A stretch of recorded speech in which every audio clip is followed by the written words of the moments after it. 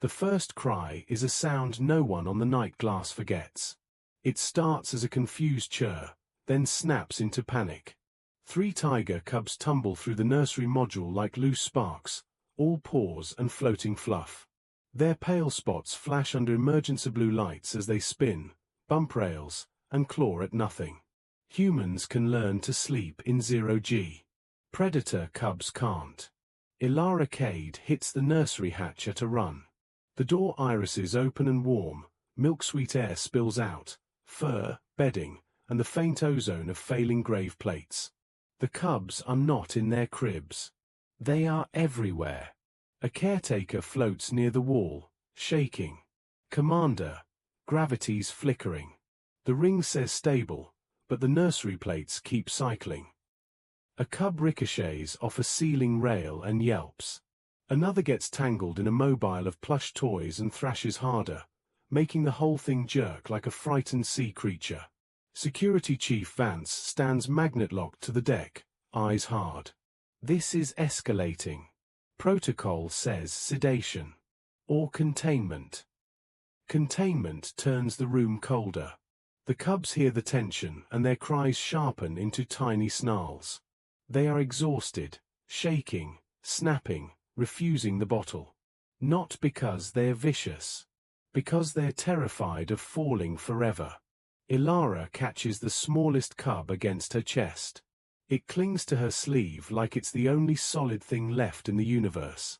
On the feeding shelf, a bottle floats untouched, milk forming a trembling silver globe at the nipple. The caretaker gestures helplessly. They won't latch. They snap, then cry. They're so tired they can't eat. Elara watches one cub drift past the shelf and try to brace its paws against the wall.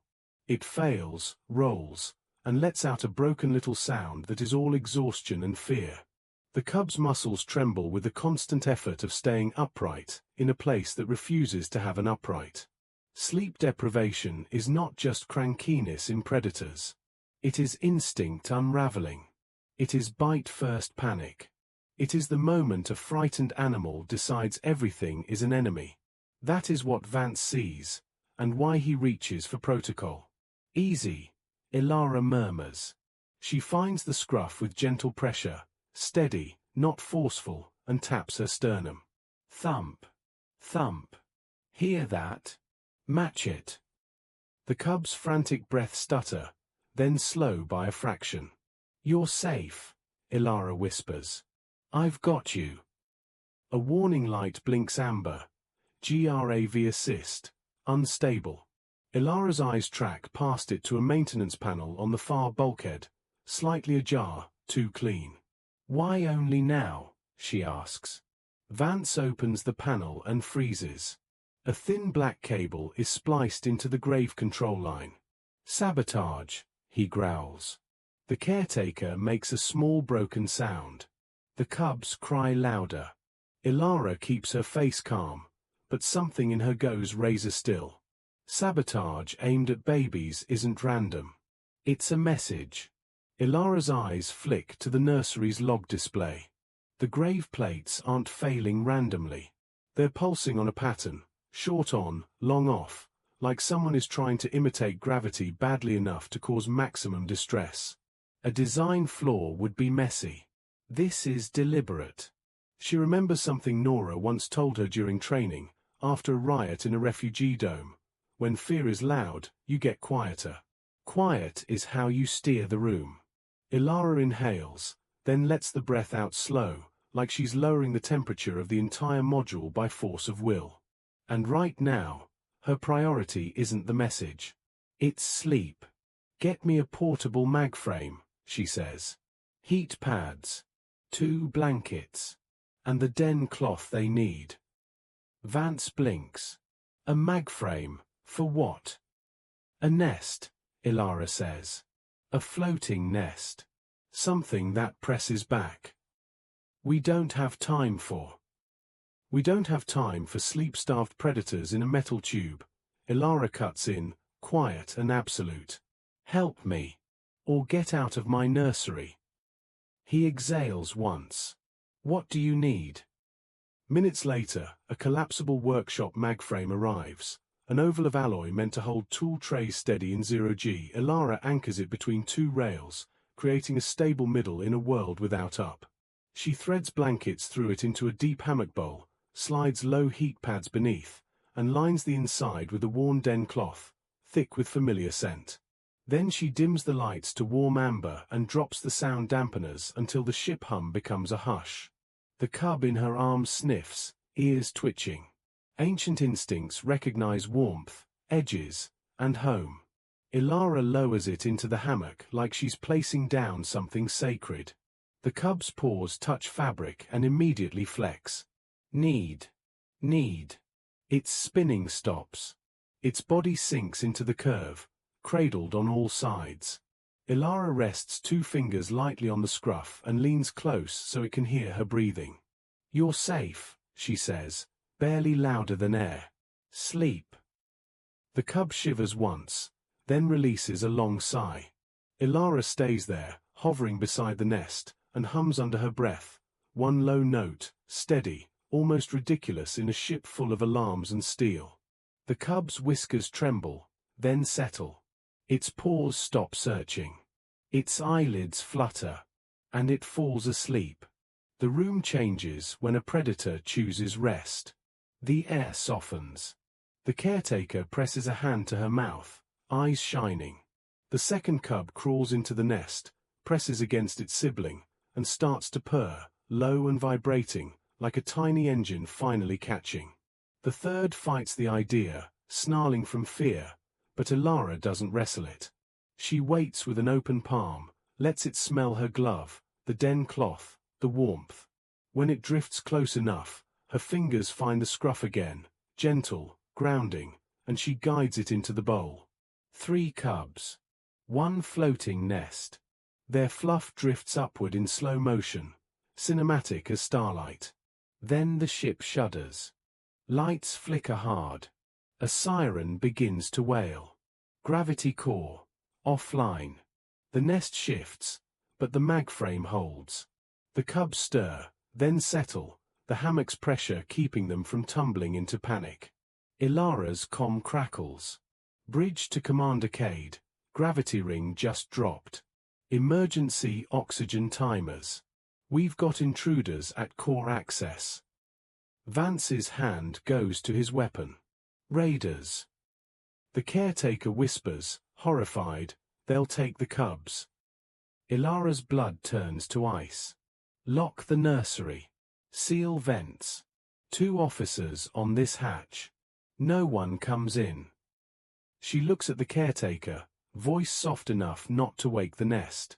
"Stay with them. Hand on the frame. Talk low if they stir. Don't leave them alone." The caretaker nods, tears floating in tiny spheres.